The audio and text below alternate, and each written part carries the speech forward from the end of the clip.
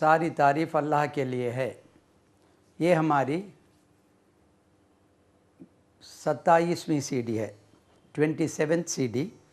इसमें हम vocabulary and pronunciation देखेंगे। लिखता हूँ VOCABULARY।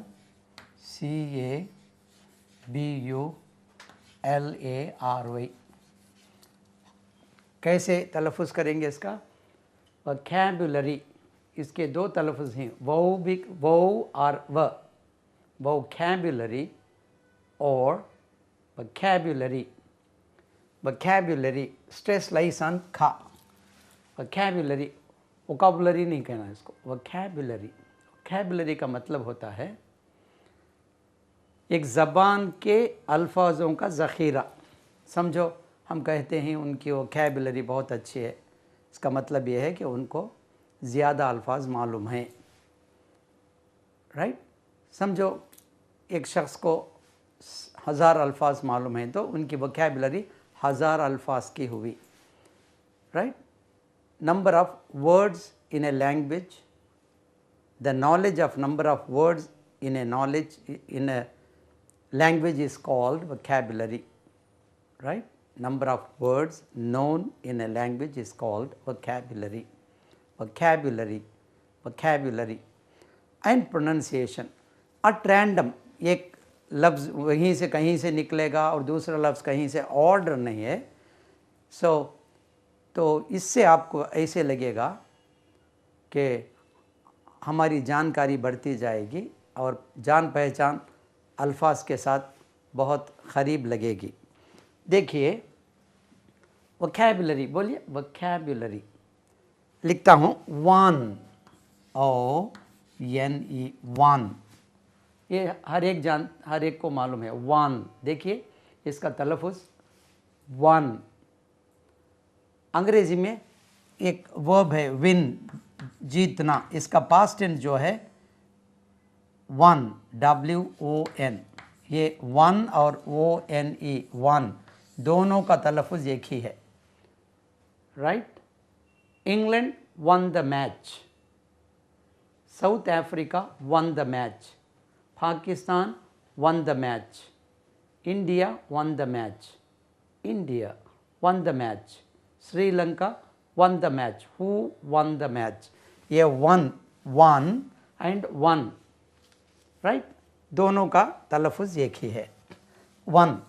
मैं क्या कहने जा रहा हूँ, इसके बगल में और एक लफ्ज़ आता है। देखिए वन और एक ONCE, ये भी आप जानते हैं, वंस, एक दफ़ा या एक बार। वंस हम पढ़ते रहते हैं, वंस अपॉन ए टाइम, एक ज़माने का, एक दफ़ा का जिक्र है, once upon a time, once. ये वंस जो है, वंस एक बार, वंस। राइट? इसके बाद और एक देखिए ONES, ऐसा एक है ONES। ये तो आप जानते हैं, मतलब क्या है इसका? देखिए इसका तलफ़ुज़ वंस, जे से हो जाता है, वंस। ये जो है वाव नून सीन, वंस है, ये आकर वंस। इसका मतलब है प्लूरल ऑफ वन। एक 100 रुपया देकर आप चिल्लर लेते हैं, भुनाते हैं, तो can you give me 100 rupees once? Once लेकर आइए, once, plural of one is once. इसके बाद और एक है ONE',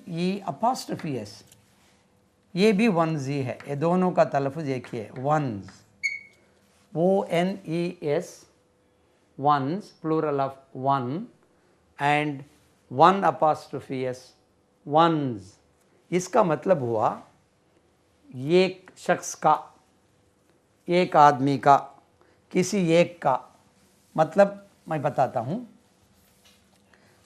मुझे मेरा काम मुझे खुद करना चाहिए। I have to do my work by myself। देखिए I have to do my work by myself.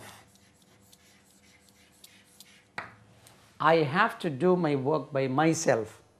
इसी तरह हमको हमारा काम हम खुद करना चाहिए. We have to do our work by ourselves. Ourselves plural क्या होता है? Our selves, selves, Z से होता है selves, ourselves. We have to do our work by ourselves. You have to do your work by yourself. Plural. You have to do your work by yourselves. He has to do his work by himself. She has to do her work by herself. It has to do its work by itself. They have to do their work by themselves. And one has to do one's work by oneself. One has to do one's work. One has to do ONES, one's work by oneself. समझ में आई बात? तो इस जगह पे one's होता है. तो वोकैबुलरी one एक, once एक बार या एक दफ़ा, ONES once plural of one, वो one's है, pronunciation Z से ख़त्म होता है, और one apostrophe yes is one's. One should do one's duty by oneself. One should do one's duty by oneself. उसके बाद number NUMBER, ये क्या नई चीज़ बता रहे हैं आप? देखिए इसका शॉर्ट फॉर्म हम NO लिखते हैं. ये शॉर्ट फॉर्म अब्रीविएशन हमेशा इससे लिया जाता है. देखिए नंबर में वो नहीं है, फिर हम लिखते हैं, क्लास में लिखते जाते हैं LKG से. LKG का फुल फॉर्म देखिए LKG, इसका full form lower LOWE lower, kinder KINDER kinder, garten GARTEN, ये गार्डन नहीं है, lower kindergarten, right? School for young children, lower kindergarten, upper kindergarten, UKG, kindergarten. LKG से लेकर higher standard तक classroom में black board में हम लिखते हैं number of students on roll, number of students present, number of students absent. But number short कैसे NO हुआ? तो ये बात जो है, ये न्यूमरो को लैटिन में नंबर कहते हैं, NUMERO, numero. इसका abbreviation, the abbreviation of numero is retained for number. Numero means number, numerology, right? Numerology, ठीक है, number. और इसका प्लूरल जो है वो भी लिख देता हूँ, numbers. देखिए numbers, numbers, ये R का प्रोनाउंसिएशन है numbers, ये जे इधर ही लगा, नंबर्स, नंबर्स, नंबर्स, ये नंबर्स नहीं होता है. ये देखिए नंबर्स नहीं होता है, गलत. Numbers, numbers, number, numbers, numbers, numbers, right? देखिए छोटी छोटी बातें हैं, जब आप सीखते जाएंगे तो you may feel that you are becoming a little wiser, right? Vocabulary at random. देखिए AM और PM फुल फॉर्म. इसी तरह EG एक है, EG, इसका अब्रीविएशन, इसका फुल फॉर्म जो है एंटी, ANTE है, एंटी, MERIDIEM, एंटीमेरिडियम. देखिए ये M है, M, एंटीमेरिडियम, N नहीं है, एंटीमेरिडियम. मतलब ये हुआ, एंटी का मतलब बिफोर, मेरिडियम नून, दोपहर को नून को अंग्रेज़ी में मेरिडियन कहते हैं, MERIDIAN, मेरिडियन. ये मेरिडियन लैटिन में मेरिडियम है. क्योंकि most of the abbreviations are taken from Latin. So noon का मतलब 12 नून, दोपहर को 12 बजे के पहले, दोपहर के 12 बजे के पहले. दोपहर बोलती पहर होता है 6 घंटे का. सुबह को 6 बजे से 7, 8, 9, 10, 3 घंटे का एक पहर. 3 घंटे का एक पहर. 6 बजे से शुरू होता है दिन. 7, 8, 9, 10, 11, 12. दोपहर 3, दोपहर सहपहर 3 बजे. समझ में आई बात?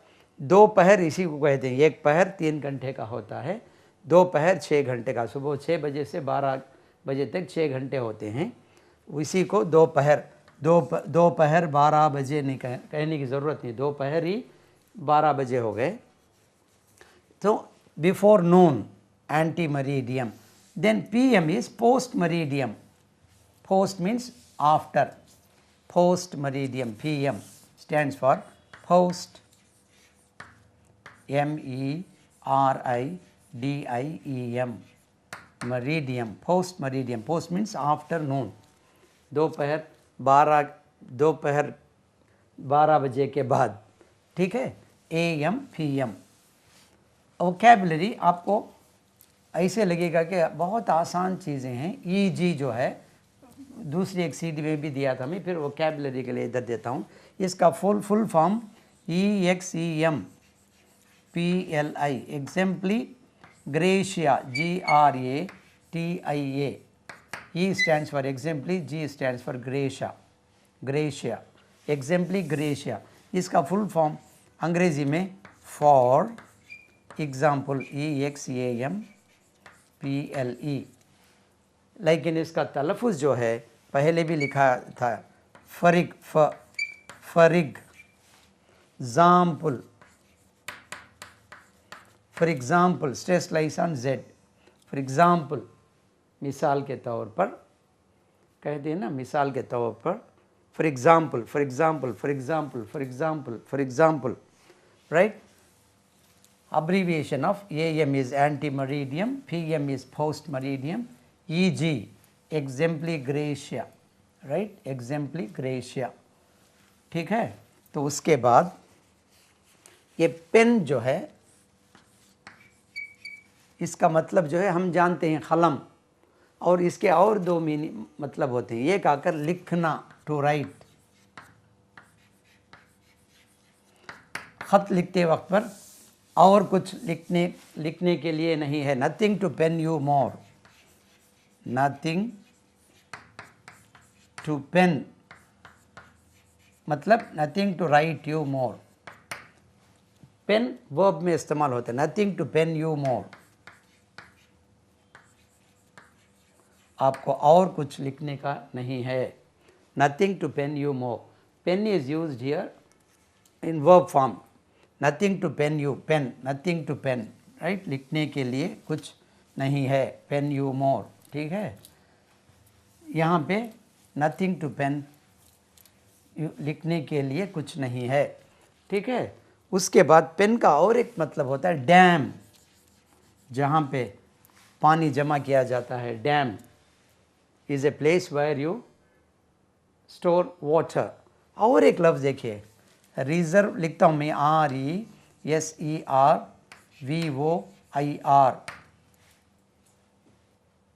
देखिए इसका तलफ़ुज़ करके देखिए. हम जनरली RESERVOIR रिजर्वायर कहते हैं हम. ये गलत है. इसका तलफ़ुज़ रिजर्वॉर. उर्दू में लिखने की कोशिश करता हूँ. रिजर्वॉर. वाह नहीं होता है. रिजर्वॉर. आदि अलिफ लगाओ. रिजर्वॉर.